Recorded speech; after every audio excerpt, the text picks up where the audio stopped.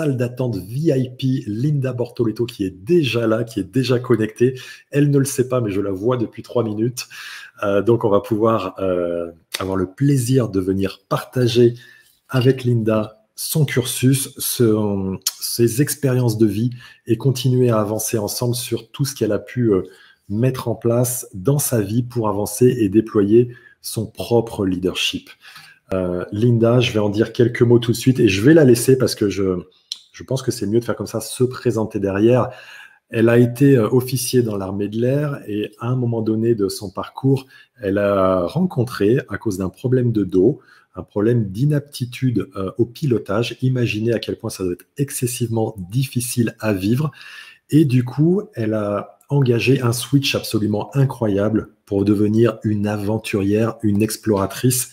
Et c'est pour ça que j'ai tellement de plaisir à l'avoir parmi nous ce soir. Il y a encore quelques jours de ça, Linda était encore à l'autre bout de la planète. Elle va nous raconter tout ça. Je vous invite à accueillir chaleureusement Linda.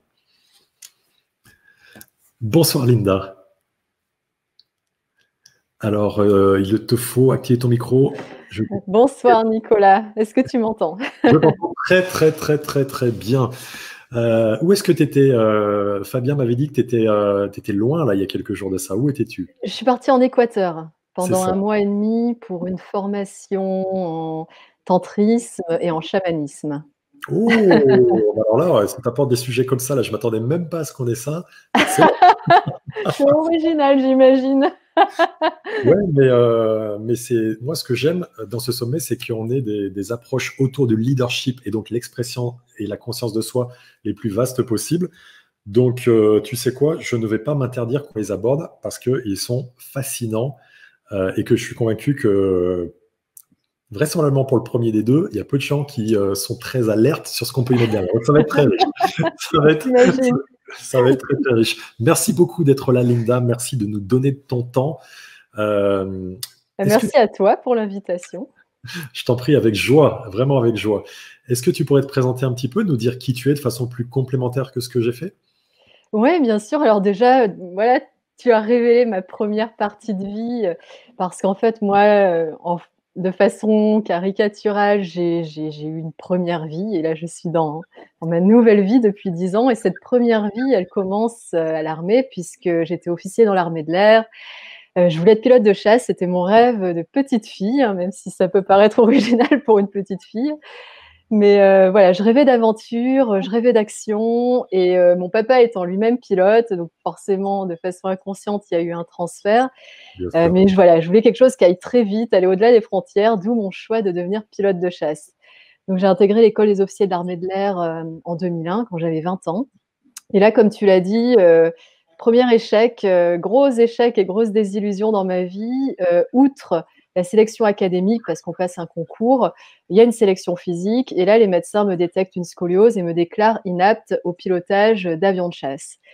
Et la médecine militaire étant ce qu'elle est et ne prenant pas de risque, le médecin face à moi, de façon très froide et très mécanique, me dit « Bon, et puis je vous déclare aussi inapte au pilotage d'avions de transport et inapte au pilotage d'hélicoptères et inapte au parachutisme militaire. » Donc, en gros, j'étais clouée au sol, j'avais 20 ans. Mon rêve s'envolait sans moi. Et, oui. et ça a été compliqué à gérer parce que bah voilà, à 20 ans, aucun recul sur la vie, premier échec, et surtout que c'était un échec complètement indépendant de ma volonté, puisque c'était un problème physique qu'on peut assimiler à un handicap. Et en fait, je suis quand même à l'école de l'air, je vois mes camarades de promotion qui ont passé le même concours, qui eux vont réaliser ce rêve. Et en fait, je commence à être frustrée et je me dis, bah, 20 ans déjà frustrée, c'est mal barré dans ta vie. Et plutôt que continuer sur cette voie, quelque part, cette épreuve m'a transmis un enseignement que j'ai toujours appliqué dans ma vie depuis, qui est accepter un moment, accepter l'obstacle, l'épreuve et ce handicap en l'occurrence, et regarder au-delà. Et qu'est-ce qu'il y avait au-delà? En fait, bah, à un moment, j'ai vu une porte de sortie qui me permettait d'intégrer l'école des officiers de la gendarmerie nationale. Donc du coup, j'ai switché, j'ai basculé dans une autre école, j'ai recommencé.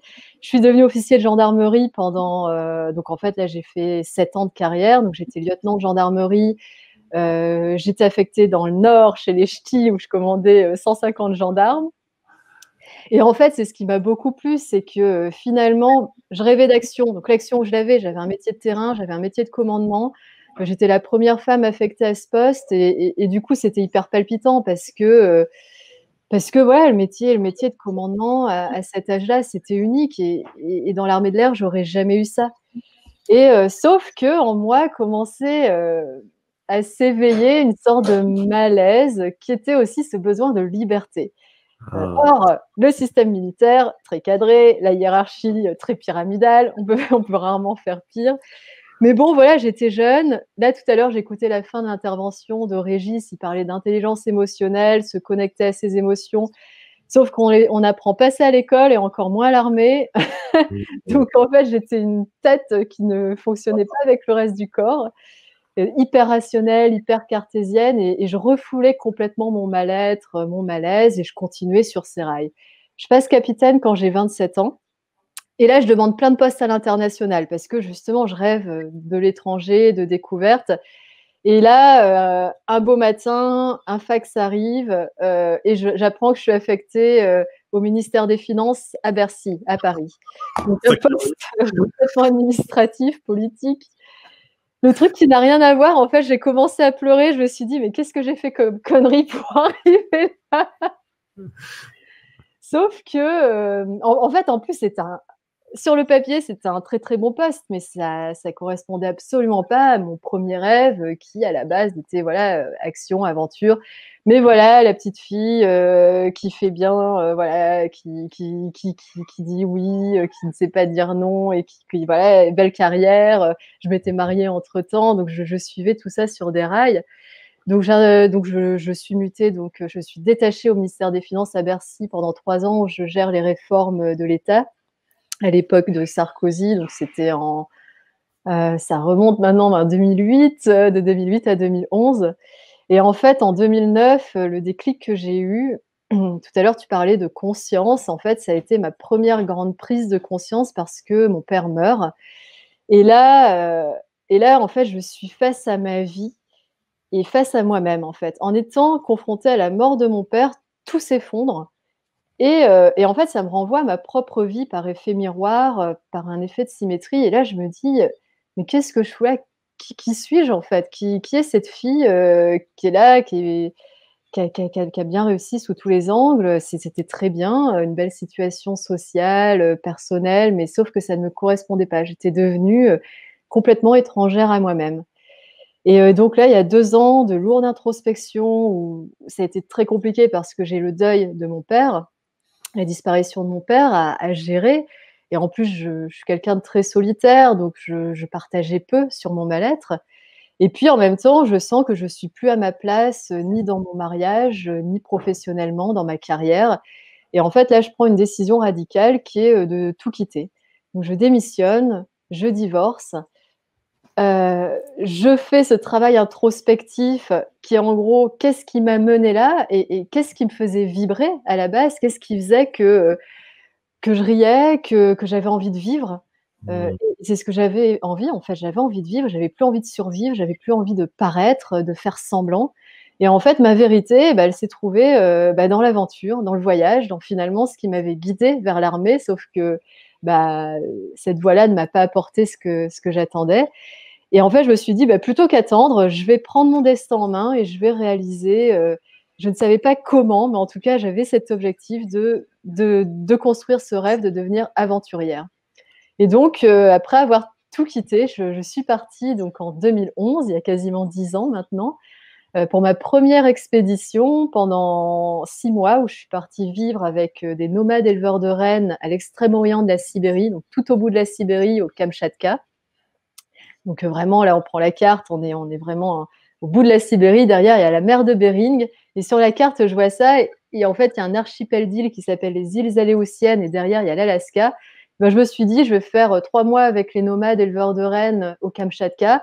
Et après, je vais basculer de l'autre côté et découvrir l'Alaska que j'ai traversé à vélo. ça a été le début de la grande aventure qui s'est jamais terminée, puisqu'aujourd'hui, voilà, j'ai continué de voyager depuis 10 ans, faire des expéditions. Je suis retournée en Sibérie, j'ai passé beaucoup de temps dans l'Himalaya où j'ai vécu avec des nonnes bouddhistes, le Moyen-Orient, je suis allée en Israël, en Palestine, en Turquie. Et l'année dernière, la Cordillère des Andes, où j'ai traversé à pied la partie chilienne de la Cordillère des Andes. Et entre-temps, j'ai écrit des livres et je donne des conférences. Et donc, j'ai écrit 3 livres et le 4e sort dans un mois. Alors, parle-nous-en, c'est l'occasion, autant que ça serve. Si Alors, tu veux. mes livres, en fait, mes livres à la base sont sur la base de voyages, évidemment. Ce sont on va dire, la trame, ce sont des récits de voyage. Mais ce qui m'intéresse au-delà du voyage, c'est pas voyager pour voyager, même si, voilà, il y a la grande richesse du voyage qui est se confronter à la diversité, à la nature aussi, parce que ce qui m'anime, c'est vraiment ce côté nature sauvage, vivre dans une nature à l'état pur et revenir avec vraiment des mécanismes de survie instinctifs, en fait, renouer avec ses instincts. C'est comme ça que j'ai découvert, que j'ai apprivoisé ma voix intérieure, l'intuition, que j'ai pu justement me reconnecter avec mes émotions et ça passe par le corps. Il n'y a rien de mystique là-dedans, c'est vraiment apprendre à écouter son corps. Et comme toutes ces régions-là, en fait, je les traverse soit à pied, soit à vélo, j'ai vraiment noué une grande, grande relation avec mon corps, apprendre à écouter les signaux que m'envoyait mon corps, quitte à des fois se planter parce que c'est humain et c'est comme ça qu'on apprend. Et du coup, ces livres, à chaque fois, outre le fait que ce soit du voyage, il y a toujours ce côté quête intérieure, voyage initiatique, qui suis-je, qu'est-ce que je veux, qu'est-ce que je ne veux pas. Donc ça, c'est vraiment le premier livre qui est mon changement de vie, ma vie d'avant, ma vie d'après, cette transition marquée par la mort de mon père. Ensuite, j'ai voulu écrire un manifeste parce que quand je suis rentrée en France, je me suis rendu compte que ce changement que moi j'avais fait toute seule dans mon coin, en fait, il y avait beaucoup de gens qui aspiraient à changer mais qui n'osaient pas. Mais Hmm. pas forcément changer radicalement de vie, ça pouvait être changer de métier, changer de ville, euh, changer de poste même au sein même d'une entreprise. Et du coup, je me suis rendu compte à quel point, enfin, cette démarche, en fait, elle n'était pas anodine, elle pouvait inspirer les autres. Et c'est pour ça que j'ai écrit un manifeste sur l'audace, sur le fait d'oser, qui s'appelle L'audace nous rendra libres. Et je m'appuie sur mes expériences. Et en plus, je fais un grand, grand parallèle avec la marche parce que, bah, en fait, souvent, on se dit, bah, comment je vais monter ce projet qui paraît énorme? Ou comme moi, des fois, quand j'ai traversé la cordillère des Andes au Chili à pied, c'est 3000. Enfin non, en tout, c'était 3000, mais je ne pouvais pas le faire en une saison. Donc, je visais 1700 km à pied. Au départ, quand je commence, la première journée, je vois que j'ai fait 20 km. Je me dis, putain, comment je vais arriver à la fin? Mais en fait, on se rend compte que c'est petit à petit. Et la marche, je trouvais que la métaphore avec la marche était très parlante. Et donc ça, c'est le 2e livre. Le 3e livre, c'est mon expérience en Israël. Donc, j'ai traversé Israël à pied. Et là, c'était intéressant parce que j'ai voulu aborder ce pays où il y a énormément de préjugés. Et moi, en fait, justement, ma démarche de voyage, en fait, elle est dans l'ouverture à l'autre, dans l'ouverture à une culture et dans le lâcher prise, en fait, à ce qui est. C'est-à-dire, pour justement m'ouvrir à l'autre, en fait, il faut un moment lâcher prise à ce que nous-mêmes on pense, à ce que les autres nous renvoient, parce qu'en fait, ça nous bloque dans notre propre évolution. Et en fait, ça a été une formidable expérience là-dessus, Israël, c'est-à-dire qu'à un moment, comment j'oublie tout ce qui se dit sur ce petit coin du monde, mais qui est très volcanique en soi par rapport aux énergies, par rapport à ce qui se passe, mais en même temps qui est magnifique. Et ça a été vraiment un grand apprentissage au plan humain par rapport à la diversité du pays, où j'ai rencontré des gens qui venaient de tous endroits, de toutes croyances, de toutes religions. Et en même temps, ce rapport à la nature aussi qui est très fort, et notamment avec le désert au sud du pays, que ces 3 semaines de marche à pied où j'ai fait cette traversée du désert qui était simplement fabuleuse, où en fait, justement, quand moi je parle de quête intérieure, à un moment, j'ai marché dans la montagne, j'ai marché dans la toundra en Sibérie, j'ai marché dans la montagne dans l'Himalaya, mais cette marche dans le désert, jamais autant j'ai été face à moi-même. C'est-à-dire que moi, je prends l'image de la machine à laver. Le désert, en fait, ça vous remue. C'est le truc qu'on veut pas voir en soi. Il suffit de marcher dans le désert et en fait, le désert va nous le renvoyer. En fait, c'est ce Mmh. que j'ai expérimenté dans le désert et ça a été extrêmement riche par rapport à ma découverte intérieure. OK. Donc ça, c'est le 3e livre. Parle-nous Et de le dernier, donc celui qui sort dans un mois, que j'ai terminé d'écrire en octobre dernier, qui retrace mon expérience de marche sur la cordillère des Andes au Chili. Mais c'est une marche particulière parce que il y a 1 an et demi, j'ai été agressée violemment en Turquie où j'ai risqué de perdre la vie. Et une personne a essayé de me violer, de me tuer. Et du coup, en fait, derrière, c'était extrêmement compliqué pour me refaire confiance, pour renouer avec mon intuition parce que tout était parasité en moi et pour repartir seule après avoir vécu ça. Et du coup, en fait, j'ai décidé de partir marcher au Chili jusqu'en Patagonie. Et en fait, l'histoire, en fait, c'est celle-ci, c'est l'histoire d'une marche, mais derrière la marche, c'est l'histoire d'une reconstruction. Mmh, excellent, waouh.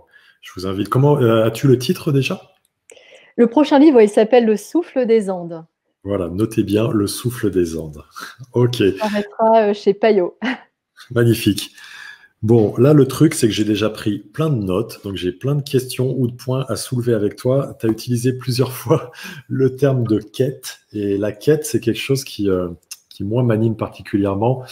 J'ai déjà pu travailler sur le sujet de la quête et identifier que une quête, en fait, ça a plusieurs caractéristiques. Ça a 5 caractéristiques. La première, c'est que il y a un objet précis et un challenge qui correspond à une quête.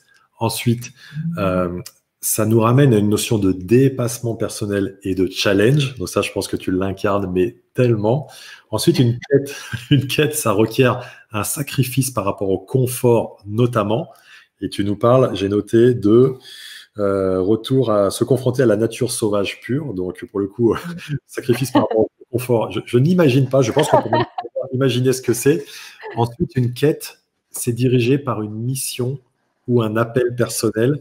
Et c'est là où je pense que ta non-aptitude au niveau de l'armée t'a rendu service pour réorienter la lumière, comme toutes les lumières que j'ai autour de moi, en direction de ta mission et de cet appel personnel. Et puis, une des dernières caractéristiques d'une quête, c'est que c'est incroyable parce que ces caractéristiques-là, je les connais et en fait, tu nous les as livrées indirectement. Ça requiert de petites étapes. Et tu vois, quand tu nous parles marcher 20 km, 1700, etc., ça requiert des petites étapes et des progrès réguliers du début à la fin avec, je suis fan de la PPP, la politique des petits pas. Donc, pour le coup, merci d'être là. Et les actions quotidiennes, imparfaites, mais qui nous font avancer. Et ce qui est chouette dans une quête, c'est qu'une quête, ça a ces 5 caractéristiques-là, mais surtout, ça a 2 bonus. Ça nous aide à devenir une meilleure personne, d'une part, et puis potentiellement, ça génère plaisir et émerveillement en nous et dans les autres, comme on le partage. Donc, merci d'apporter cette notion de quête parce qu'elle est peu partagée, peu utilisée. Et je trouve qu'elle vibre et elle rayonne tellement avec ce que tu nous as dit. J'ai une question que je voudrais te poser sur ton intuition. Tu nous as rappelé, et oui, ça fonctionne comme ça, que l'intuition, c'est très connecté au corps et c'est le corps qui nous donne des signes de notre intuition.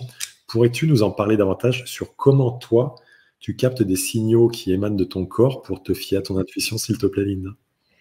Ouais, complètement, parce que ça a été vraiment, je dirais que ça a été le premier élément qui m'a poussée dans le changement de vie.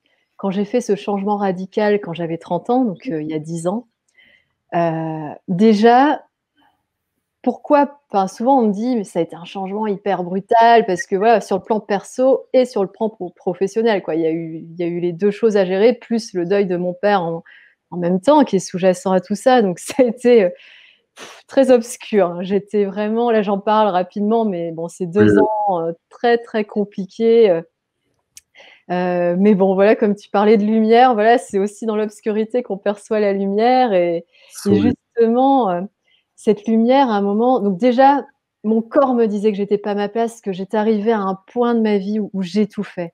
J'avais du mal à respirer, je pouvais le sentir, en fait et donc ça, c'est le 1er point et le 2e point, quand je me suis dit: «OK, je sais ce que je ne veux pas», ça souvent c'est évident, mais la grande question et de nombreux philosophes depuis des siècles et des millénaires s'y sont penchés, c'est: «Qu'est-ce que je veux? Qui suis-je? Quel est le sens de ma vie?» Et c'est super compliqué parce qu'il y a personne qui nous apprend à répondre à ça. Et il y a que nous, finalement, qui pouvons répondre à ça. Et c'est là, en fait, je me souviens encore, quand je me suis dit, en fait, j'ai commencé à sortir de mon propre milieu, à rencontrer des gens qui faisaient des métiers autres que celui dans lequel j'étais, quoi. Donc, des gens qui n'étaient pas dans l'armée ou qui n'étaient pas au ministère des Finances, là où je travaillais. J'ai commencé à rencontrer des journalistes, des gens des entrepreneurs, des gens du monde du monde artistique, des artistes. Et pour le coup, les artistes, eux, ils étaient dans la pure expression de ce qu'ils sont, quoi. Même carrément l'extrême, des fois, très, très chaotique. Mais à un moment, je me suis dit, mais moi, c'est quoi mon art? C'est quoi le truc qui me fait vibrer? C'est quoi le truc qui me donne envie de sourire, qui me donne envie de me lever le matin? Et en fait, c'est là où, en fait, où j'ai réorienté mon regard sur mon enfance. Et en fait, le truc du voyage, mais c'était évident. Dès que je parlais de voyage, j'avais des étoiles dans les yeux. Et tu parlais, pour répondre à ta question sur l'intuition, ça se passe au niveau du ventre, pour moi, les tripes, au niveau du bide. C'est-à-dire que j'ai cette sorte de, tu vois, on allume le gaz et pouf, ça s'allume, quoi. C'est ça, c'est la flamme, c'est le feu. C'est le feu de la joie, c'est le feu de la transformation, et ce feu même qui, s'il n'est pas dompté, peut nous brûler. Mais en même temps, c'est un feu que si on arrive à l'apprivoiser, c'est le meilleur des carburants, quoi. C'est le moteur de nos cœurs, le moteur de la joie, le moteur de nos vies. Et c'est comme ça, en fait. Moi, c'est la plus belle voie, la voie de l'intuition, et la plus facile, je dirais, c'est cette voie de la joie qu'on ressent, enfin, du moins que moi, je ressens au niveau des tripes, au niveau du ventre. Ouais, c'est exactement ça. C'est une coach que j'ai eue par le passé qui me disait qu'est-ce qui te met en joie, qu'est-ce qui te déclenche de la joie. Donc c'est une façon de se la poser. Tu nous as donné les questions en plus, ça c'est vraiment riche parce que non, mais je veux les répéter pour l'audience pour que vraiment les gens qui entendent ça puissent se dire ah, ok, c'est comme ça que je peux y accéder, qu'on puisse aider aussi, tu vois, concrètement. Une autre question méga importante que tu as posée au regard de ces artistes, c'est tiens, et c'est quoi mon art à moi? Quel est mon art? Et en fait, on a tous un art. On est tous des artistes. Simplement, parfois, on regarde à côté, on oublie de regarder c'est quoi mon art. Et je vous invite là, vous qui regardez cette vidéo, à vous poser ces questions-là. Qu'est-ce qui me met en joie? C'est quoi mon art? Qu'est-ce qui me fait rire? Qu'est-ce qui me donne envie de vivre? Et moi, tu vois, quand je pose des questions, là, j'en ai les poils qui se hérissent sur les bras, ce qui est bon signe. Ce qui est bon. Et la certitude, c'est que même si on ne sait pas le comment, et tu nous en as témoigné à l'instant, on va trouver au moins le départ du chemin vers où on va aller. Tu es aventurière, tu marches beaucoup. Au moins trouver le départ du chemin, même si tu ne sais pas nécessairement au-delà de la colline ce qu'il va y avoir en fait. Et je pense que, tu sais Linda, moi mon truc c'est le couplage des pensées et des émotions, et plus on met de la qualité sur les questions qu'on se pose, selon moi, plus on se permettra de trouver notre chemin, ce que j'appelle notre vision inspirée. Et ce type de questions que tu nous aides à mettre en lumière à nouveau ce soir, c'est absolument riche. Merci beaucoup pour ça. Merci à toi. Et je vois quelqu'un, justement, je rebondis là, je vois quelqu'un qui parle de vibration. Mais c'est exactement ça, en fait. C'est la vibration, quoi. Qu'est-ce qui me fait vibrer? C'est comme si on était un instrument de musique. Et c'est bien, j'aime bien prendre la métaphore des cordes, quoi. Si on peut être une harpe, j'aime beaucoup la harpe, c'est très élégant. Et qu'est-ce qui fait qu'à un moment, je vais me mettre en musique? Et la joie, c'est ça, c'est une symphonie, c'est la musique de l'harmonie, c'est la musique de nos cœurs, de notre âme, pour ceux qui croient en ces choses-là. Oh que oui. Comment on fait pour se reconnecter à son âme quand on voit son rêve déchu à l'âge de 20 ans? Ah, à l'époque, je ne parlais pas du tout de ces choses-là, et pourtant j'ai toujours été attirée par la spiritualité, mais dans l'armée, j'avais complètement enfoui ça. Et oui. Et en fait, là, pour le coup, ça a été, ça a été très rationnel, en fait. Quand mon rêve de devenir pilote s'est effondré brutalement, en fait, déjà, j'ai senti cette frustration, et clairement, je me suis dit: «Mais attends, tu as 20 ans, tu vas pas vivre frustrée, quoi». Personne me l'avait jamais dit, j'avais pas parlé avec des adultes de tout ça, c'était vraiment, moi avec moi-même, mais intuitivement, déjà, je me suis dit: «C'est pas possible, c'est pas la frustration, c'est horrible». C'est ce qui conduit au pire. La frustration mène à la colère, et derrière la colère, il y a la haine. Et je pense que si déjà on arrivait à résoudre nos frustrations, le monde s'en porterait beaucoup mieux. Ouais. Et du coup, j'ai eu cette intuition-là. Et après, de façon très rationnelle, je me suis dit, bon, bah, je vais pas rester dans l'armée de l'air, donc qu'est-ce qui me reste comme possibilité? Et j'avais cette porte qui a été la gendarmerie. Et derrière, après, voilà, c'est l'histoire que j'ai racontée, jusqu'au jour où à un moment, je me suis dit, parce qu'après, c'est des choses qu'on me proposait, c'est des choses qui étaient là sur le papier, qui sont rassurantes, parce que mine de rien, on reste dans un cadre. Et là, en plus, tu vois, enfin, pour ramener la situation dans laquelle on vit, de pandémie qui dure maintenant quasiment depuis 1 an, on voit bien que plus rien ne tient, tout s'effondre et c'est hyper anxiogène, c'est très perturbant. Mais en même temps, moi, tu vois, cette vie d'aventurière que je vis, et c'est pour ça que quelque part, j'arrive à bien gérer cette pandémie, c'est-à-dire que tu me dis ce que je vais faire dans 3 semaines, j'en sais rien, quoi. Tu vois, je suis partie en Équateur, là, c'était mon dernier truc, je me suis décidée 10 jours avant, quoi. Je me suis dit à un moment, il y a un truc qui m'a appelée, tu parlais aussi d'appel intérieur, je fonctionne comme ça. Il y a un truc qui m'appelle, je réponds, j'y vais.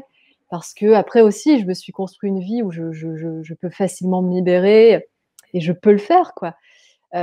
Mais voilà, en fait, attends, pourquoi je disais tout ça? Oui, et en fait, à un moment, quand j'ai vraiment radicalement changé de vie, je me suis dit: «Je sens que c'est ma voie». C'est le truc, voilà, ça devenir aventurière et derrière, il y avait écrire aussi, donc devenir écrivaine. Alors que je suis de formation scientifique, il y a personne dans ma famille qui est dans ce milieu-là. Ma mère est indonésienne, c'est moi qui ai appris à parler et à parler français à ma mère, qui lui a appris à lire, à écrire. Mon père était jamais là, donc voilà, enfin j'ai grandi en Picardie, enfin il y avait rien qui me prédestinait à tout ça, quoi. Et à un moment, je me suis dit: «Peu importe, je veux faire ça, je le veux, j'ai ce désir». Et je pense qu'en fait, on sous-estime la puissance du désir. Après tout le reste, le comment, voilà, on va se donner les moyens, quoi, mais à un moment, le désir, il est tellement fort et puis à un moment, on sent, il y a de la fluidité après qui se crée dans la vie et tu vois, à un moment aussi, je me suis dit: «Je vais faire confiance». Et je me souviens, il y a une personne qui m'avait dit, quand j'ai changé de vie, qui m'avait dit: «C'est fou avec toi, quand on te parle, on a l'impression que rien peut t'arrêter parce que, tu y crois, quoi. Tu sais pas comment tu vas faire, mais tu y vas». Et j'ai toujours continué comme ça. Ce qui ne veut pas dire qu'il y a des fois, j'ai des doutes et j'ai des downs et bien sûr, il y a des fois, bah, quand il m'est arrivé ce qui m'est arrivé en Turquie, il y a 1 an et demi, j'étais de nouveau au fond du trou et je croyais plus en ce que je faisais et en même temps, voilà. Après, j'ai appris, aussi par les épreuves, que, voilà, la vie nous met des obstacles, des épreuves et cetera. On peut pas changer. Il y a des choses qu'on peut pas changer. On peut pas changer un handicap, on peut pas changer, une personne, un de nos proches qui est malade ou qui meurt, on peut pas changer la pandémie. Mais par contre, on peut changer le regard qu'on a sur les choses et ça, Écoute, c'est le plus beau pouvoir qu'on ait. C'est le libre arbitre. ouais, c'est exactement ça. Face à une situation qu'on ne maîtrise pas et notre ego voudrait qu'on contrôle tout, ce qui est absolument impossible. Est-ce que j'ai des leviers d'action sur cette situation? Si oui, je dois y aller avec intensité, véritablement. Et si je ne peux pas, j'ai 2 choses à faire potentiellement. Comme tu le dis très bien, changer mon regard, c'est une des possibilités. Et si je n'arrive pas à changer mon regard, parce que changer mon regard, ça peut passer par l'acceptation que tu évoques, mais au niveau encore supérieur, le fait d'apprendre à aimer la situation, ce qui n'est pas toujours facile pour tout le monde. Et si j'arrive pas ni à accepter ni à apprendre à aimer, j'ai parfois, alors des fois on ne peut pas, mais la possibilité de quitter la situation et d'aller en vivre une, mais en passant par toutes ces étapes-là.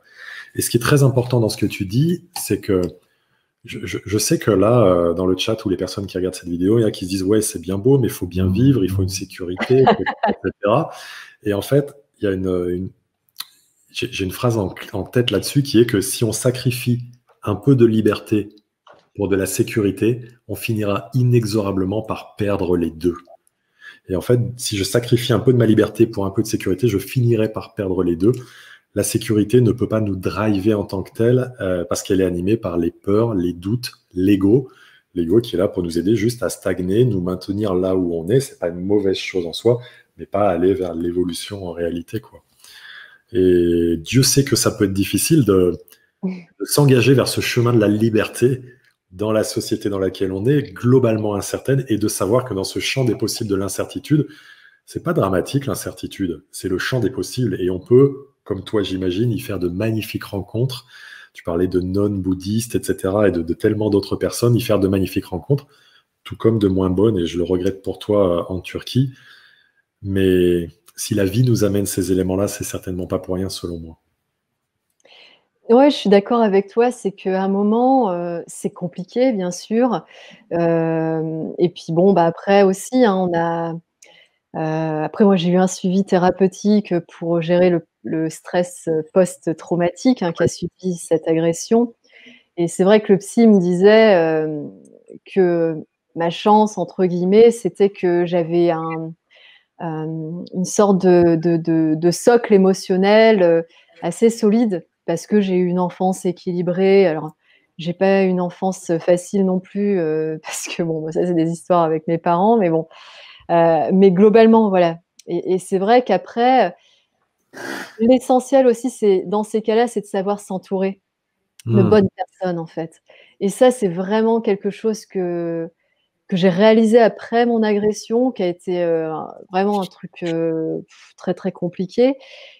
Être entouré des bonnes personnes, du coup avoir des conseils, des personnes qui nous aiment, en fait. Et ça m'a vraiment aidée à repartir, mais pour tout, mon changement de vie était compliqué parce que personne me comprenait, donc j'étais très seule. Même ma Hmm. mère, ne me soutenait pas du tout à cette époque-là, quoi. Elle, Hmm. tout ce qu'elle voulait, c'était savoir quand est-ce que j'allais avoir des enfants, quand est-ce qu'elle allait avoir les petits-enfants, et puis comment tu vas gagner ta vie. Tu parlais Bien sûr. justement de cet aspect, matériel et Oui, financier, oui. qui est pas négligeable parce qu'évidemment, comment faire pour réaliser ses rêves? À un moment donné, l'argent est essentiel, hein, et ça, on en fait un tabou, on parle pas d'argent, on parle peu d'argent, mais clairement, on peut pas faire ces choses-là si on n'a pas d'argent. Bah, Après le truc, c'est, c'est une question que Stéphane nous a posée dans le chat tout à l'heure. Comment tu ouais. t'es financé au départ? Et tu vas pouvoir nous en parler. Et c'est pour moi, puisqu'on parle en filigrane de spiritualité depuis tout à l'heure, comment ta vision à toi permet de connecter spiritualité et matérialité, parce que pour moi, l'un et l'autre ne sont pas antagonistes. Et Mmh. si on est trop dans le matériel, on perd une partie de ce que la vie peut être. Et si on s'échappe trop là-haut, on perd une partie de ce que la vie peut être également. Tu peux nous en parler un petit peu?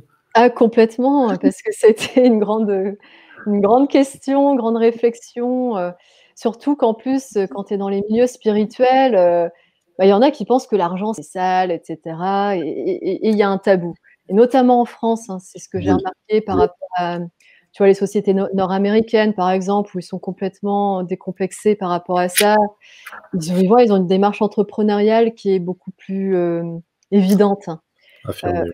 Et en fait, et justement, en fait, tu vois, c'est dans mon premier voyage, quand je bascule en Alaska, je rencontre, un messager d'un peuple, autochtone, le peuple Aléoute, donc qui est un ancien qui a vécu de façon très traditionnelle, sur une île, une des îles aléoutiennes, et on en était venu à parler de ces choses-là, et il avait une belle métaphore. Il me dit, que selon les croyances de son peuple, on considère, qu'on est des oiseaux. Un oiseau, pour voler, il faut 2 ailes. Il y a une aile qui est reliée à la spiritualité et l'autre qui est reliée à la matérialité, et l'une ne va pas sans l'autre. Soit il nous manque le côté, spirituel. Alors spirituel, c'est le côté, voilà, la Mm. conscience de l'autre, faire les choses, ouais, aller faire les choses en amour et en conscience, hein, on va dire. On peut résumer la spiritualité comme ça. Heu, alors soit on a que ce côté-là, mais si on n'a pas le matériel, bon, bah, comme tu dis, on est complètement déconnecté. Et puis comment on fait pour mener nos projets? Comment on fait pour transmettre? Comment on fait pour être ancré? Parce qu'en fait, c'est ça, c'est l'ancrage matériel, et on est des êtres, physiques, voilà, je suis faite de matière, au même titre que, la table, voilà, on est fait de molécules, quoi. On n'est pas des êtres physiques pour rien. Oui. Et à contrario, si on est uniquement matériel, bah, en fait, on voit bien qu'à un moment, bah, on est en perte de sens et on sombre, ouais, absurdité de la vie, donc déprime, voire dépression, et voire jusqu'au drame, quoi. Mm. Donc il y a vraiment un équilibre à trouver, et moi là-dessus, ouais, je suis très au clair là-dessus. Et comment j'ai fait concrètement, pour revenir à ça, c'est que quand moi j'ai démissionné, j'avais déjà travaillé pendant 10 ans, j'avais des économies. D'accord. Mais malgré cela, parce que j'avais aucune perspective de faire un métier, je savais pas ce que j'allais faire derrière, quand je pars pour mes 6 mois en Sibérie et en Alaska.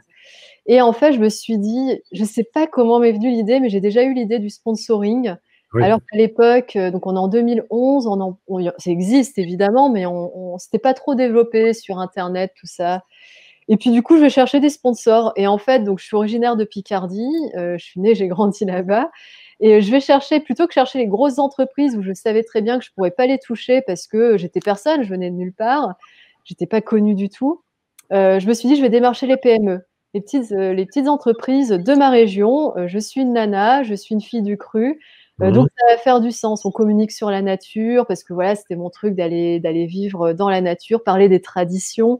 Et en fait, j'ai trouvé une entreprise qui est à 3 kilomètres de là où j'ai grandi, qui produit des cadenas et des serrures, qui s'appelle Tirard, qui m'a soutenue pour ce premier voyage et qui m'a soutenue ensuite régulièrement, qui est devenu mon premier sponsor dans tout ce que j'ai fait. Et donc, c'est comme ça que j'arrive à financer concrètement mes expéditions. Et quand je rentre, en fait, donc au tout départ, quand je suis rentrée, ça a été compliqué parce que venant du public et de l'armée, enfin bon, c'est voilà, il y a la paye qui tombe à la fin du mois, on n'a aucun effort à faire. J'ai jamais appris à me vendre, à communiquer, à parler au monde de l'entreprise, à savoir combien je valais. Parce qu'à un moment donné, c'est la démarche entrepreneuriale, c'est je donne une conférence, combien ça vaut? Et c'était hyper tabou et voilà, j'ai pas grandi dans un milieu comme ça. Et donc, pendant 2 ans, 3 ans, je me suis expatriée en Pologne parce que la vie était moins chère, le temps justement d'apprendre. Et en fait, je me suis inspirée d'une personne qui était là-bas, qui travaillait pour le réseau des alliances françaises et qui travaillait beaucoup avec le monde des entreprises pour financer des projets culturels. Et donc, j'ai appris sur le tas, j'ai commencé à travailler pour cette personne et puis voilà, après je me suis plantée, j'étais hyper mauvaise au départ. Mes conférences, si je les revoyais, je pense que j'aurais honte de ce que je dis, de la forme et du fond, c'était pas du tout structuré. Mais c'est comme ça qu'on apprend et petit à petit, après j'ai écrit mes livres. Donc tout s'est ajouté en fait. Et comme tu disais, pour revenir à ta règle des 3 P, c'est petit à petit quoi. Oui, c'est ça. Et puis après, voilà, la visibilité sur les réseaux, même si c'est pas ma priorité, mais je communique aussi sur les réseaux sociaux. Ouais, donc c'est vraiment petit à petit et c'est souvent des choses qu'on n'ose pas. J'aime ton exemple parce que c'est souvent des sujets qu'on n'ose pas aller faire quand on est, je pense potentiellement à des gens qui peuvent assister à cet échange, qui sont indépendants, solopreneurs, infopreneurs. Aller voir notre propre réseau proche dans un premier temps, Ouais, plutôt que de se dire, ah, il faut que j'aille taper des gros ou que j'aille chercher des prospects que je connais pas. Et moi, dans les premiers masterminds dans lesquels j'ai été pour développer mon activité, c'est un des conseils qui m'a été donné, auquel, bizarrement, j'aurais jamais pensé. Et en fait, ça m'a permis de lancer véritablement plein de choses très intéressantes. Donc, aller près de soi et regarder près de soi. Et dans ton exemple à toi, ce qui est chouette, c'est que c'est regarder tout près de toi où tu étais, où tu as grandi, qui t'a permis d'aller loin et rencontrer d'autres personnes. Ça fait une belle ouais. chose aussi, je trouve. Ouais, c'est vrai que c'est la proximité en termes de réseau de connaissances. Donc, ouais, il faut demander. Ça, c'est la clé aussi, c'est de demander, quoi. Parce qu'en fait, moi, au départ, j'avais peur de demander, parce qu'on parle souvent des peurs, mais parce qu'il y a de la honte, machin, on a peur de. Ouais, mais après, à un moment donné, si on ne demande pas, on ne pourra pas savoir. Et au pire, c'est un non, et des noms, voilà, on s'en prend des dizaines et des centaines. Et alors, c'est pas grave. Ouais. Et puis en plus, le pire, c'est que moi, je sais qu'il y a des personnes qui croyaient pas en moi au départ parce que j'étais personne, parce que j'avais rien écrit, j'étais pas encore publique, et aujourd'hui qui reviennent vers moi, qui se souviennent de moi, donc c'est jamais perdu. Donc il y a Mmh. cette proximité-là et puis, la clé aussi, c'est la proximité en termes de valeurs. C'est-à-dire que moi, je ne travaillerai jamais avec des personnes qui ne partagent pas les mêmes valeurs que moi. Même s'ils font des choses, je veux dire, mon sponsor principal fait des cadenas et enfin, c'est de la serrurerie, ça n'a rien à voir avec le milieu de l'aventure. Mais on partage les mêmes valeurs qui sont, cette connexion à la nature, ces valeurs humaines, l'authenticité, cette curiosité de l'autre, des différentes cultures, donc voilà. Ouais. L'authenticité, ouais, ça c'est très important aussi pour moi. Être authentique, être soi. Être soi face à l'autre et percevoir l'authenticité de l'autre. Et j'aime l'idée effectivement qu'on se rassemble pour des valeurs, qu'on se sépare pour des valeurs, qu'on éloigne des gens naturellement sans s'en rendre compte parce que nos valeurs sont différentes et du coup d'être pleinement en paix par rapport à ça. Parce que potentiellement, lorsqu'on veut entreprendre, et là je reviens sur le côté matériel, ou développer de l'activité, du business et se faire connaître, au départ, on pourrait avoir tendance à dire, allez, il faut que je connecte avec tout le monde, que je montre une image qui va bien à tout le monde, mais finalement, c'est pas une solution parce que euh, au plus et au mieux je dis de qui je suis, au plus et au mieux je connecterai avec des gens qui vont vibrer, pour reprendre ton terme là-dessus. On a Fabien qui nous précise quand même dans le chat quelque chose d'important. Est-ce que tu peux rebondir dessus, puisque tu es aussi égérie de mode micro-coupe. Est-ce que tu peux nous parler de cette expérience? C'est une expérience, sérieusement. Entre le matériel et le spirituel, ça doit certainement être une expérience. Ah oui, ça c'est sûr. Non, alors ça fait partie des choses, justement quand je parlais de faire confiance, à la vie, à l'univers, voilà ce qu'on veut, on l'appelle comme on veut, mais à ce truc, qu'on ne perçoit pas mais qui est là. C'est des contrats qui me sont tombés, donc le premier en fait, c'était pour Simone Pérel, donc une marque de sous-vêtements, français, qui cherchait en fait, aujourd'hui en fait les marques cherchent des vraies Mmh, figures en fait. Enfin, mmh, je dis attention, je dis pas que les mannequins sont pas des vraies figures, mais des personnes avec un parcours, qui incarnent des valeurs, en fait, justement, parler des valeurs.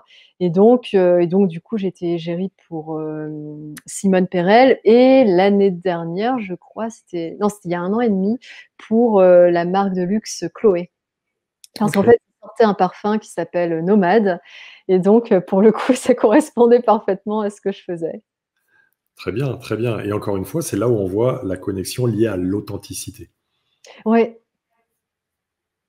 ouais, ils cherchent, bah, après, faut pas se leurrer, il y a le côté marketing, hein, derrière, mais ils cherchent des histoires, en fait, mais des personnes qui ont un vécu et qui incarnent, en fait, et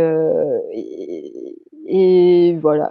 Voilà. Pour moi, c'est important, quoi. C'est, souvent, je sais qu'il y a beaucoup de personnes qui n'osent pas se lancer dans que ce soit les conférences, parce que là, on parle de, voilà, milieu des conférenciers, mais Mhm. je sais pas, écrire un livre, par exemple. Je sais que des fois, on me demande comment on écrit un livre. Moi, j'ai rien à raconter. Et je dis: «Mais tu rigoles? On a tous une histoire, on est tous uniques, on a Oui, tous une oui. histoire à raconter». Et au plus, et ça, on le voit justement quand on écrit, des livres, ou même quand on écrit des scénarios pour des films ou des documentaires, parce que j'ai travaillé aussi pour des documentaires. Au plus on est personnel, au plus l'histoire va résonner, au plus elle est universelle. Et tout le monde a une histoire à raconter, et c'est là où l'authenticité est importante. Il faut pas vouloir faire comme les autres. Non, si par exemple moi je voulais écrire comme, je sais pas, Marc Lévy qui vend énormément de livres, ouais OK, mais Marc Lévy il existe déjà. Donc pourquoi sa place c'est sa place à lui, quoi, c'est pas la mienne. Mhm. Donc à un moment, être authentique, c'est être soi, et c'est se dire qu'on a quelque chose de particulier tous, qui que ce soit, quoi. C'est ça, c'est ça. Et c'est de l'identifier pour moi à travers une fine connaissance de 4 dimensions, notre vision, d'où on veut aller, notre mission face à cette vision, en dessous nos principes, sous-tendus par nos valeurs. Comment tu fais pour identifier les valeurs d'éventuels partenaires qui pourraient te sponsoriser, de personnes que tu rencontres dans des domaines transculturels? Est-ce que ton intuition t'aide à identifier ça, et où est-ce que tu t'appuies sur d'autres choses? Tu parles en termes de partenariat? De partenariat ou même de tout type de relation humaine, comment arrives-tu à... Je pense que c'est une question qu'on peut tous se poser, à identifier véritablement ce que sont les valeurs des personnes qu'on a en face de nous. Hem, alors comme tu le dis, moi du coup, j'ai beaucoup, beaucoup travaillé sur mon intuition et sur ma sensibilité. Donc en fait, en gros, tu as le 1er contact, et en Bien. général, mais je pense que tout le monde s'est dit ça: «Je le savais, j'aurais dû m'écouter». On le sent, quoi, on le sent dès le départ. Après on peut se planter après, mais c'est parce que justement on On a s'est pas rementalisé. suffisamment écouté, ou le rationnel a pris, comme tu dis, la raison a repris le dessus. Mais la première impression, le premier feeling et il est très important. Il est très, très important. Donc déjà, il y a ce côté-là, c'est ce que j'utilise quand je voyage, où à un moment, ouais, tu sens que cette personne-là, tu peux lui faire confiance ou cet autre-là, tu le sens pas, tu vois? Quoi. En plus, je voyage seule, quoi. J'ai toujours voyagé seule, donc je suis une femme, donc forcément, il y a une prise de risque et malheureusement, bon, bah, des fois, ça arrive. C'est ce qui s'est passé en Turquie et ça a été un gros, gros travail, d'acceptation, de me dire qu'à un moment, même si, j'étais sur cette voie d'écouter mon intuition, bah, à un moment, j'ai j'ai fait une erreur, bien sûr, à un moment, il y a un truc qui fait que j'aurais peut-être pas dû aller là-bas, à ce moment-là, dans ces conditions-là mais à un moment aussi, c'est comme ça, c'est la vie, c'est comme ça qu'on apprend et il faut surtout pas culpabiliser. Ça, c'est un gros, gros travail quand on se fait agresser. J'ai découvert ça, il y a la culpabilité qui vient, mais c'est pas nous. Enfin, c'est pas aucune victime n'est coupable, c'est l'auteur, des faits qui est coupable. Mais du Absolument. coup, donc tu vois, il y a ce premier feeling qui est essentiel. Après, voilà, ça demande du temps, de l'expérience, et y compris, des erreurs pour l'écouter. Et puis après, les valeurs, bah, comme tu vois, tout à l'heure, je parlais de mon il faut oser demander. Bah, en fait, il faut parler, il faut discuter et quand je dis parler, c'est écouter, écouter les gens. Surtout. Savoir écouter, les et ça se révèle, hein. C'est Ouais. hyper facile de connaître les valeurs d'une personne. On sent les choses et tu vois, je sors d'une formation, la formation que j'ai faite en Équateur, où, en fait, tu vois, on est certifié pour être, professeur de tantra yoga, donc en fait, c'est une forme de yoga, alors je précise, le tantrisme n'est pas réduit à la sexualité. Non, non, C'est non. en gros 1% de la pratique du tantra. Le Mmh. tantra, en gros, pour en Oui, parler définis-le, rapidement, définis-le pour l'audience. donc c'est une pratique qui nous vient de l'Inde, en fait, une branche de la spiritualité, de la sagesse indienne et en gros, pour le définir simplement, c'est on a tous des polarités, féminin, masculin, le bien, le mal, le yin, le yang, voilà. Et en fait, c'est apprendre à danser avec ces polarités. Donc en fait, il y a cette image de, de comment je peux dire ça? Ça Tu pas s'entrevoit, ça se tisse. C'est-à-dire qu'on n'exclut rien en soi, on n'exclut pas sa part masculine ou sa part féminine, mais on apprend à danser avec les éléments, y compris avec ce qui nous entoure, avec ce qui nous arrive de bien, mais ce qui nous arrive de mal. Il y a vraiment ce rapport à la danse qui est très important. Et d'où, en fait, pour la petite anecdote, pourquoi on réduit le tantra à la sexualité, mais la sexualité, c'est ça, c'est une union entre le féminin et le masculin qu'il y a en chacun de nous. C'est même pas une question de genre d'ailleurs, c'est voilà, le féminin qu'il y a en une personne et le masculin qu'il y a en l'autre personne, et c'est cette union qui se caractérise pour le coup physiquement. Mais c'est beaucoup plus large, le tantrisme, c'est vraiment cette union au sens des énergies. Et tout ça pour dire que oui, pour revenir à ce qu'on disait, attends, je sais plus ce qu'on disait du coup, on parlait d'être, Et hem justement, il y avait, le sujet de la culpabilité, face à ce qu'on a pu vivre. Je ouais, ouais, bah, j'ai perdu le fil, mais C'est pas en grave, hey, gros, c'est pas grave en soi, Linda, t'inquiète pas.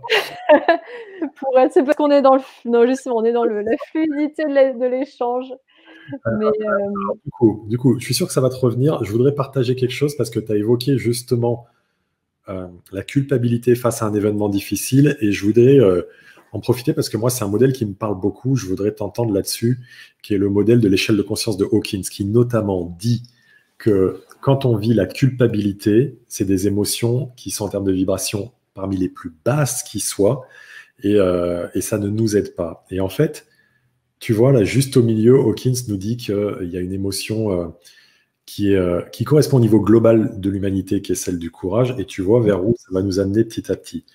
ouais. Euh, Qu'est-ce que ça t'évoque? Et notamment, possiblement, culpabilité, courage, bref, le champ est libre. Ouais, je connaissais pas, tu vois, cette échelle, donc je trouve ça très intéressant, très très juste. Justement, ouais, en termes de alors les vibrations, ils les expriment en quoi? C'est quoi les chiffres, en fait? En fait, c'est la mesure que lui-même a fait, mais on est bien sur des mesures de vibration, je pense, telles que toi, tu l'entends.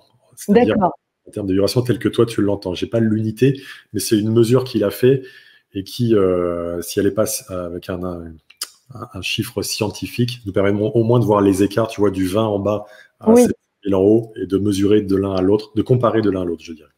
Mais alors, et je suis totalement d'accord quand je vois la haine au plus bas, parce que moi j'ai éprouvé Hmm. de la haine et de la colère, mais surtout la haine. Et en fait, je me suis rendu compte, parce que forcément, quand quelqu'un veut nous tuer, on va pas dire qu'on l'aime. Ça, c'est très compliqué, mais du coup, j'avais cette haine et à un moment, j'ai senti que, donc c'est ce qu'on peut traduire en termes de vibrations négatives, mais en termes d'énergie négative, c'est-à-dire que la première personne que ça nuisait, en fait, c'était moi. C'est-à-dire que ça me rongeait intérieurement, c'est un poison, en fait, et Hmm. la colère également. Mais le problème, autant la colère, je dirais que la colère est pas quelque chose, en fait, j'aime pas définir, les choses en termes de aujourd'hui, en termes de négatif ou de positif, parce qu'en fait, il y a toujours il y a des 2 en fait. Et là, C'est-à-dire que c'est vibration basse, c'est vibration haute, même s'il y a des ouais, coups. Pour le coup, on n'est pas oui, en opposition. ouais, exactement. Mais c'est pour ça que je regardais, et c'est intéressant parce que la colère, on peut dire: «Oui, c'est pas bien d'être en colère». Non, c'est très sain d'être en colère. Ça veut dire qu'il y a quelque chose, C'est de il y a un enseignement qu'on doit tirer, et quand il y a colère, il y a un mouvement. Or, il y a la haine pour le coup, il y a c'est contre c'est soi contre soi, en fait, et c'est très, très, très destructeur.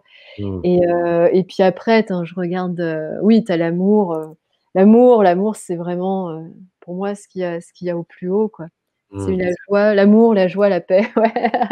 Alors, lui, il C'est considère, très beau. Hawkins, que dans le niveau d'illumination, il considère qu'il y a 2 personnes sur la planète qui y sont potentiellement pas plus, euh, juste pour, pour l'apport dans son modèle à lui.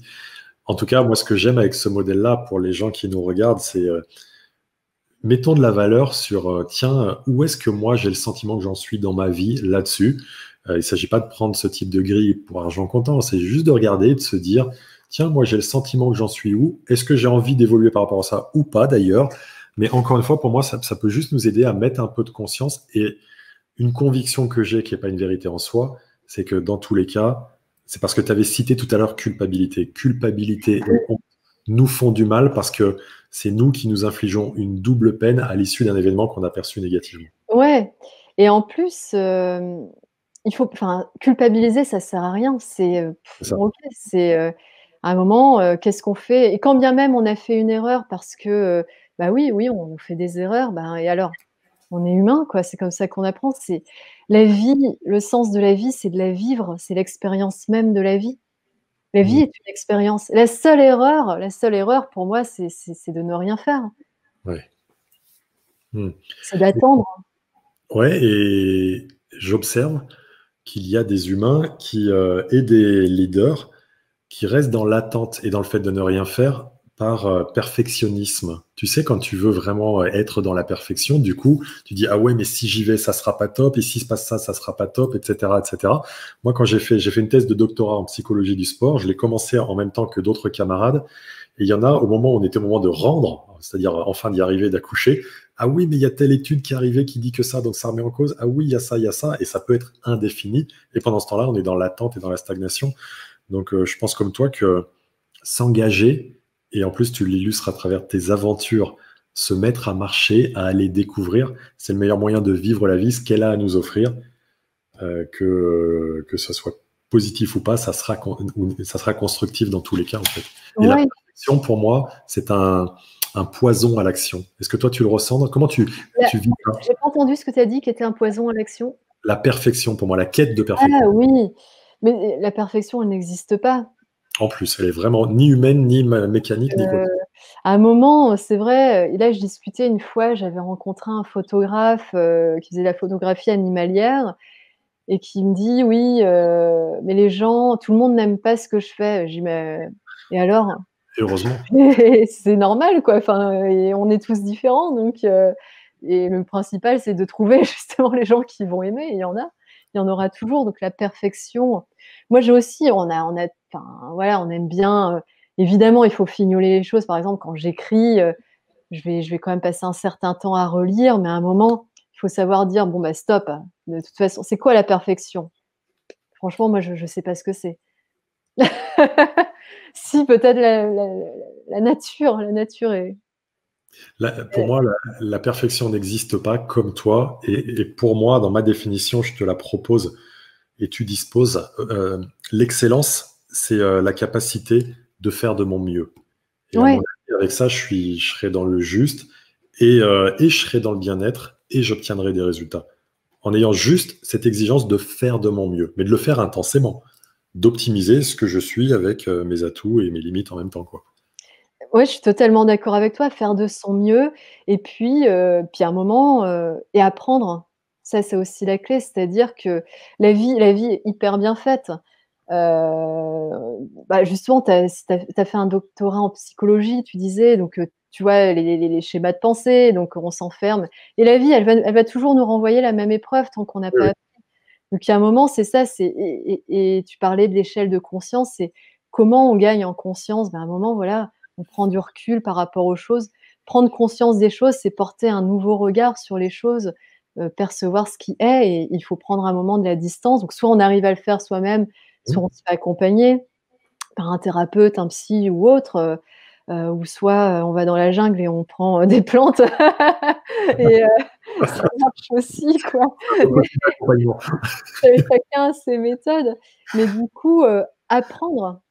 apprendre de ses erreurs, prendre le temps et puis, c'est ce que je disais à une amie, il y a pas très longtemps qui vit une période difficile. On parlait de culpabilité, je dis: «Mais prends ton temps, ne culpabilise pas parce que tu vas pas mieux tout de suite, quoi, c'est pas grave, quoi, c'est normal, tu es triste, tu es en colère», on parlait de tout ça, c'est normal. Ne culpabilise pas, quoi, c'est normal et il faut pas, voilà, à un moment, il faut savoir aussi prendre son temps, même si, on vit dans une société où tout va vite ou peut-être même trop vite, très vite et parce qu'il y a le changement qui est là et la pandémie aussi, ça a été un des enseignements, bah, à un moment, se poser, regarder, observer et moi, je fais beaucoup de méditation depuis des années. C'est ça, c'est observer, quoi. Mm. Mm. Savoir observer sans juger, c'est juste observer, quoi, comme on observe les nuages. Ouais, c'est ça. Parce que masque ou pas masque, vaccin ou pas, gouvernement ou pas, c'est nous qui envoyons, projetons un flot de pensée dessus. Par essence, on aura raison. Et on aura raison avec la pensée qu'on envoie. Et si je suis juste dans l'observation neutre de tout type de jugement, ça va être beaucoup plus simple.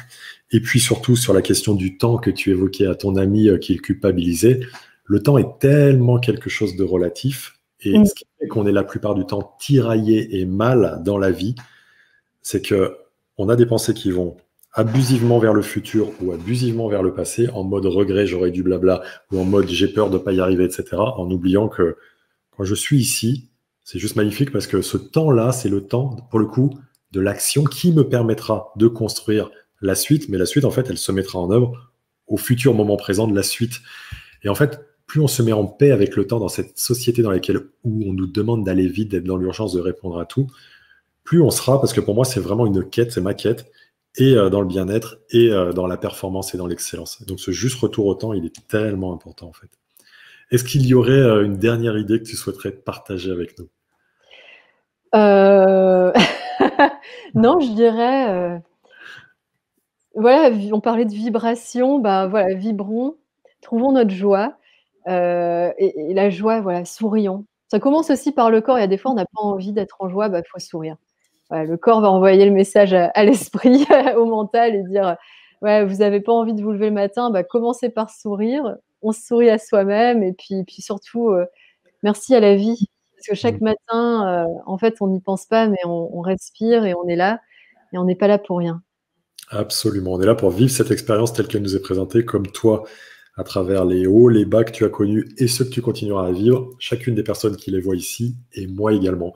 Le sujet, c'est de vivre ça. C'était vraiment topissime, Linda. Merci beaucoup d'être venue nous partager ta sagesse, ta vision de la vie, ta vision du temps, Merci ta à vision de, je t'en prie, ta vision de ce que c'est que d'être aventurière de sa vie, en l'occurrence, et de marcher pour y aller progressivement. Je vous invite vraiment à vous procurer ce livre qui va être extraordinaire et qui va sortir dans un mois, à suivre tes aventures dans tous les sens du terme. Et si on n'a pas la possibilité de les suivre à distance, de venir solliciter tes conférences pour pouvoir justement t'entendre en partager tous les bienfaits. Je vous invite vraiment, vraiment dans le chat à, comme je vous ai invité à le faire tout à l'heure pour Régis, à noter, parce que quand vous notez ça, vous l'ancrez plus fortement. Quels sont les messages de Linda qui vous ont particulièrement marqué, impacté, influencé, touché, et sur lesquels vous vous engagez avec vous-même à mettre un peu plus de conscience, puisque c'est beaucoup ce dont on a parlé ce soir. Donc, dans le chat, n'hésitez pas à remercier Linda et à partager, parce que ça vous amène à formaliser justement ce que vous aurez particulièrement retenu. Tu vois, il y a plein de choses qui commencent à dérouler, c'est super. Merci beaucoup, hein. Merci à tout le monde, hein. En tout cas, ça m'a fait plaisir de partager et merci beaucoup à toi, Nicolas. Je t'en prie, avec joie. J'étais ravi de partager ce moment. Je te souhaite plein de bonnes choses dans tes projets à venir et tes aventures dans tous les sens du terme. Et puis, ben voilà, restons tous connectés vers la définition de notre propre leadership. Merci beaucoup. Merci, à très bientôt. À très bientôt. Ciao. Ciao.